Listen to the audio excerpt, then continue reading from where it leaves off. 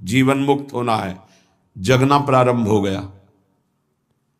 अगर ये चाह नहीं आई तो सो रहा है, चाहे कोई भी हो, 18 पुराण कंठस्थ हो, चारों वेद कंठस्थ हो, लेकिन लक्ष्य भगवत प्राप्ति नहीं है तो सोया हुआ है। जगा हुआ पुरुष वही माना जाता है। मोह का नाश होकर ज्ञान का प्रादुर्भाव हो जाना। होय विवेक मोह भ्रम भागा, तब सब विषय विलास विरागा। जगा हुआ पुरुष जिसके हृदय में बात आ गई है, मुझे स्वरूप स्थित होना है, भगवत प्रेम प्राप्त करना है, भगवान से मिलना है, पक्का इस जन्म में मिलना है भगवान से, ये बात आ गई, वो जगा हुआ पुरुष है। तो ये बात जान लो कि भगवान कहाँ मिलेंगे।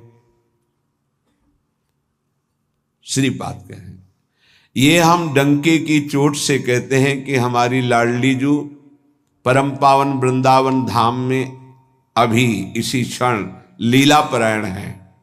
राधा वृंदावने वन इति प्रकटः पुराणे, बहुत से शास्त्रों में ऐसा वर्णन, गर्ग संहिता देख लीजिए, पाताल खंड में ब्रह्म वैवर्त पुराण में बहुत सुंदर वर्णन है, जगह जगह वर्णन है। तो जहां हमारी किशोरी जो है वहीं प्रभु विराजमान है। अब सूक्ष्म विषय इसका, किशोरी जो प्रेम रूप है, जहां प्रेम है वहीं हरि है। प्रेम के बिना हरि का साक्षात्कार नहीं हो सकता।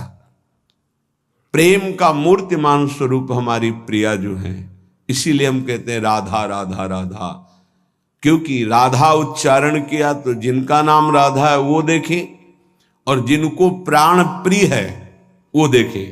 प्राण प्रिय है हरि को, हरि रसना राधा राधा रट, स्वयं हरि जो राधा राधा रटते हैं, और किशोरी जो प्रिया प्रीतम दोनों हमारी तरफ देखेंगे राधा उच्चारण से।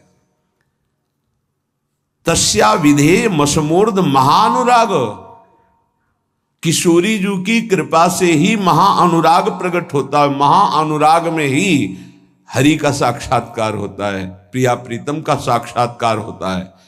इसलिए अगर हमारे वाक्य को आप समझ पा रहे हो, श्रीपाद कह रहे हैं, तो आप वृंदावन का आश्रय ले लीजिए। अगर अखंड वास नहीं प्राप्त हो पा रहा तो आश्रय ले लीजिए, रजरानी का सेवन कीजिए, धाम आइए, बार बार यहाँ दर्शन कीजिए, प्रदक्षिणा परिक्रमा कीजिए, बैठकर एकांत में नाम जप कीजिए। बहुत बड़ा प्रभाव धाम में जो भजन करता है तो बहुत कई गुना बढ़ करके उसको लाभ मिलता है। इसलिए यहाँ बहुत जल्दी भगवत प्राप्ति होती है। मथुरा में 6 महीने में भगवत साक्षात्कार कर लिया ध्रुव जी ने। देखो 6 महीने भी बहुत होते हैं। अगर व्याकुलता बढ़ जाए, तन्मयता हो जाए, तो 6 मिनट में भगवान साक्षात्कार करा दें। वो बहुत कृपालु है। मिलंति चिंता मणिकोटि कोट्यः, अब ये बात समझनी है। स्वयं बहिर्दृष्टि मुपैति वा हरिः, तथापि वृंदावन धूलि धूसरम न देहमन्यत्र कदापि आतुमे।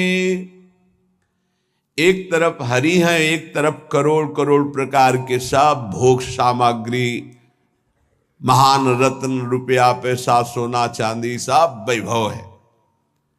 अब अगर पूछा जाए मन से कि किधर कदम बढ़ाओगे, तो इधर ही कदम बढ़ेगा, हरि की तरफ नहीं। बातें केवल हरि की होंगी, हरि की तरफ कदम नहीं। बहुत विचित्र माया है, बहुत विचित्र माया। देखो ना, मन समझा रहा है अभी भोग लो, हरि तो आगे मिल ही जाएंगे। आगे कब कब आगे मिल जाएंगे? कितने दिन की आयु है? हमारा मन हमको गलत सलाह देकर हृदय को अपवित्र करता रहता, हम राजी बने रहते हैं। बड़ा धोखा हो रहा है, हम अपने साथ धोखा कर रहे हैं। पक्का समझो, केवल हरि प्राप्ति के लिए हम यहां आए हैं। अनंत जन्मों से भटक रहे हैं, अनंत जन्मों से, न जाने किस किस लोक में, किस किस योनियों में कितना कितना कष्ट वो सब भोग के आए हैं। माया ने सब विस्मृत कर दिया है। अब लगता है देखा जाएगा जो होगा। अरे देखने लायक नहीं रहोगे। ऐसा कष्टप्रद जीवन होता है कि कोई उपाय नहीं है। अन्य योनियों में कोई उपाय नहीं है। बहुत कष्टप्रद जीवन। देखो ना जीवों के साथ कैसा बर्ताव कर रहे हैं मनुष्य शरीर धारण करके। पता नहीं उनको कि यही दुर्गति उनकी होनी है। जीवित ऐसे जैसे पकोड़े तले जा रहे हैं, ऐसे जीवों को ऐसे उनके, वो भी जीव हैं, वो हम ही तुम हैं, कर्म के अनुसार वो बन गए। क्या बर्ताव हो रहा है। वैसे भी जंगल में नाना प्रकार के कष्ट अन्य जीवों को प्राप्त होते हैं। अगर कांटा लग गया तो आप निकाल सकते हो, वो नहीं निकाल सकते।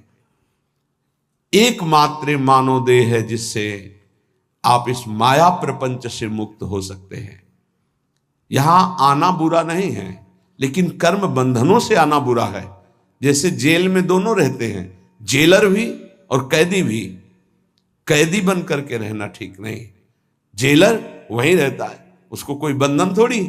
ऐसे ही कारक महापुरुष के रूप में जगत में आना बड़ा सुखद है। भगवान का यश गान करते हुए भगवत भाव में स्थित, भगवत स्वरूप में स्थित लाखों बार भेजे प्रभु, कोई परेशानी नहीं। ये जो कर्म बंधन से युक्त होकर आना है, इसे मिटाना है। ये संसार तब तक दुखद है जब तक भोग वासना है। भोग वासना हटी की परमानंद ही है दसों दिशाओं में, क्योंकि वही साक्षात आनंद मूर्ति भगवान ही सब रूपों मत्ता पर तरम नान्यत किंचिदस्ति धनंजय, किंचन मात्र मेरे सिवा कोई नहीं है। वही परमानंद प्रभु विराजमान है।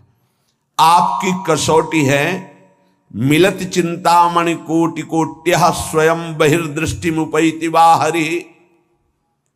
एक तरफ हरि है, एक तरफ नाना प्रकार के रत्न भोग सामग्री हैं। तुम्हारा मन उधर आकर्षित होगा, लेकिन तुम्हें उधर नहीं जाना, हरि की तरफ बढ़ाना है कदम। यहां तो बहुत छोटा स्तर गिरा हुआ है हमारी साधना का।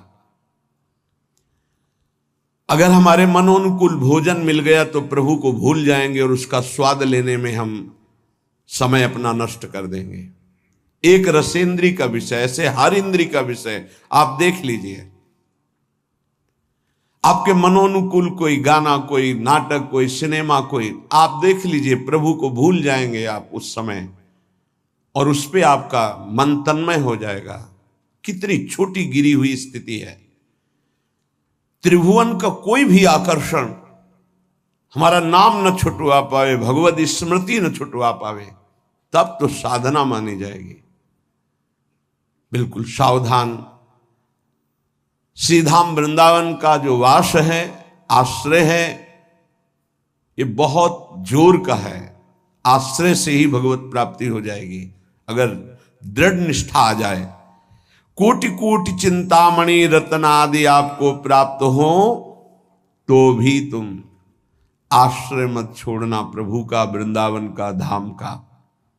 पहली बात तो ये भगवत आश्रय कहीं भी रहोगे तो ये धाम आपको अपनी महिमा प्रकाशित कर देगा। कहीं भी आश्रय पक्का होना चाहिए। आश्रित हृदय वृंदावन का कैसा होता है कि जहां उसको अपने व्यवहार कार्य से फुर्सत मिली, भागा। जैसे कोई अपने घर को भागता है छुट्टी मिलने पर, ऐसे श्रीधाम भाग के आया। उसे कोई कहे अमुक जगह चलो, बहुत सुंदर वहां शोभा है प्रकृति की, वो नहीं जाएगा। नहीं, हमारा तो जीवन वृंदावन है, प्राण वृंदावन है, सर्वस्व वृंदावन है। वो बस भाग के वृंदावन, ये है वृंदावन का आश्रय। एक दिन का भी समय मिला तो कहीं नहीं, भागा वृंदावन की तरफ। एक बार बिहारी जी की दंडवत, एक बार वृंदावन की परिक्रमा की, फिर चला गया। आश्रय तत्व अगर पुष्ट होगा तो वृंदावन वहीं कृपा कर देगा।